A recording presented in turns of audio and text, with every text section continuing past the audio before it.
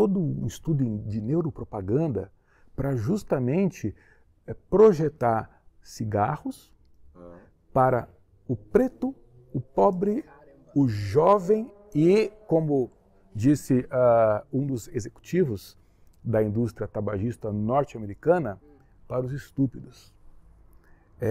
Muitos anais da indústria tabagista norte-americana só foram descobertos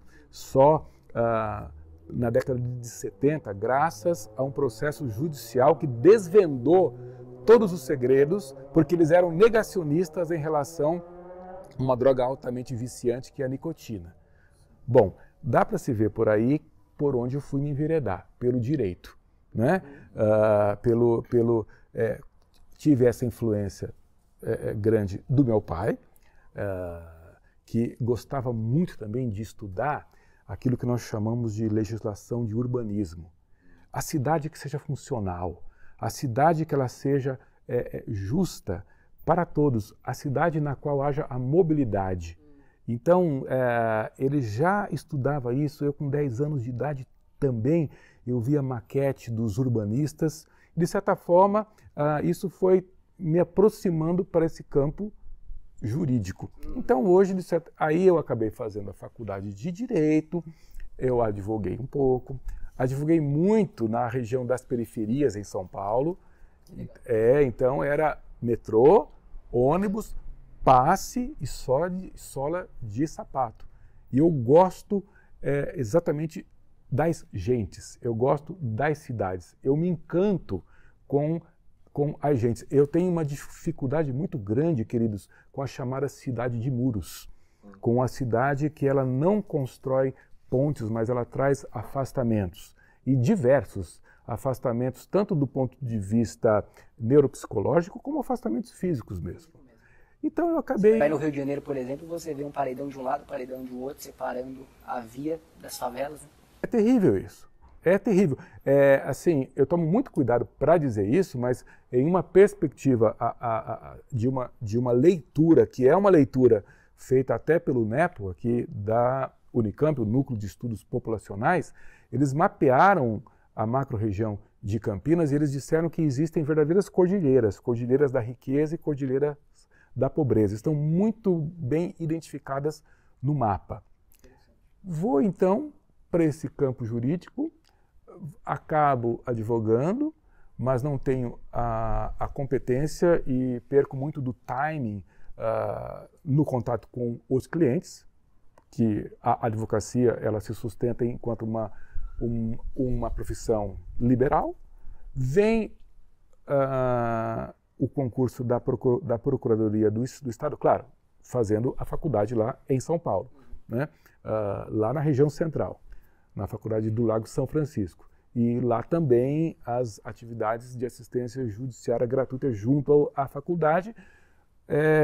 Pouco tempo na advocacia privada, vem a Procuradoria do Estado como um concurso, até que eu leio uma Folha Nordeste de Ribeirão Preto, e aí eu vejo promotores de justiça preocupados, não com aquela visão que eu tinha dos promotores de justiça, os promotores acusadores, do júri, né? Que isso é necessário.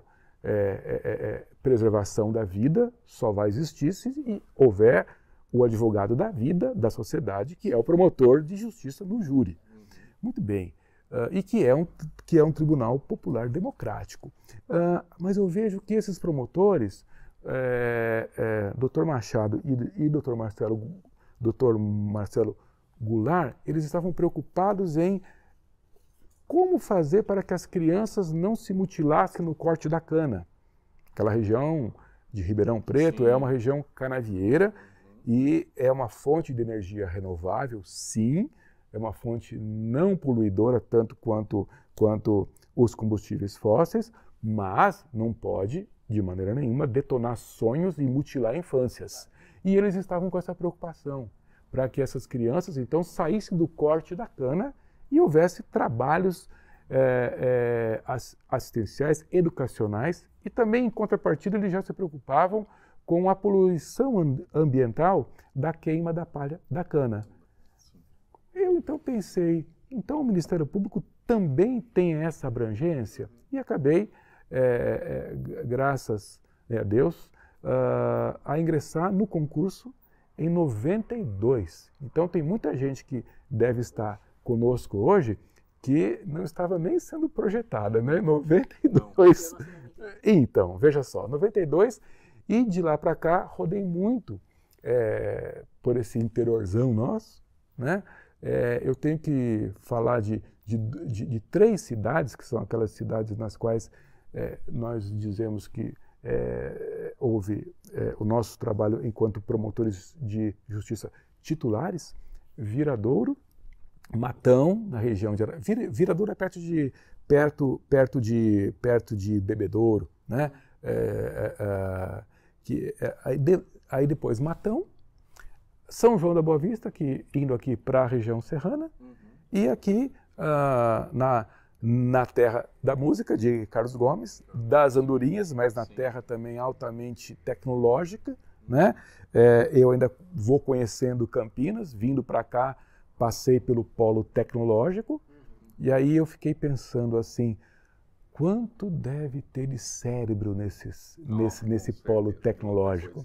E aí que vem a coisa da preservação dos cérebros, do pneuma, da preservação dos cérebros, cuidando do broto para que a vida dê flor e fruto. E numa perspectiva cristã, é o protagonismo infanto-juvenil.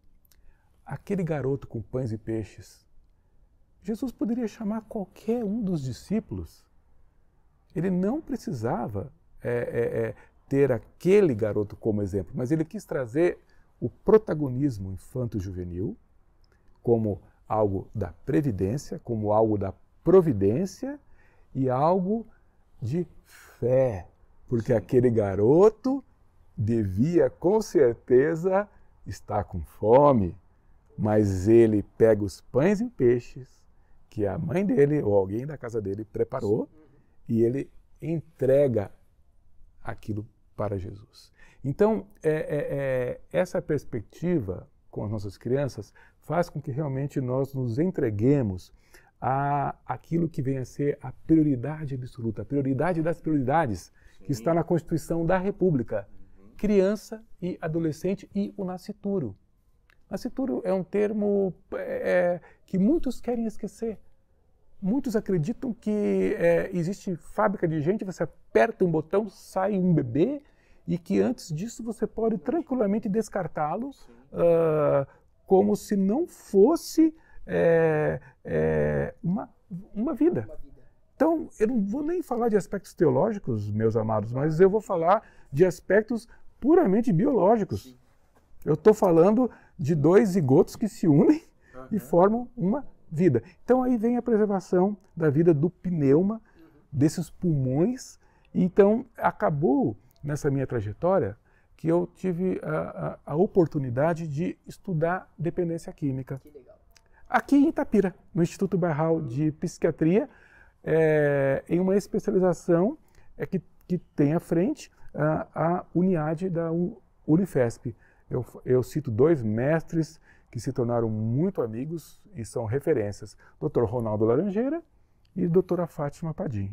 E além disso, a orientadora doutora Helena Sakiyama. Guilherme, aproveitando que você está falando nisso, e você trouxe tão bem essa introdução da pneuma, e aí já fez a ligação com a questão da mente e do cérebro, e eu identifiquei nesse garoto do Pães e Peixes essa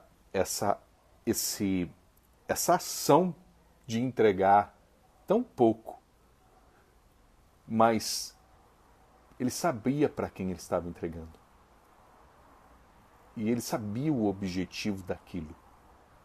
E você vê que a vida, né, e que ele levou para a vida algo tão limitado que alimentou mais de 5.000 pessoas, né, homens, né, além das mulheres e das crianças. Eu quero aproveitar que você está aqui e fale para a gente essa ligação da pneuma e e aonde eu tive a oportunidade de estar no Congresso e ver você falando um pouquinho da mente. Eu queria que você fizesse essa ligação, explicasse um pouquinho para a gente, aprofundasse mais um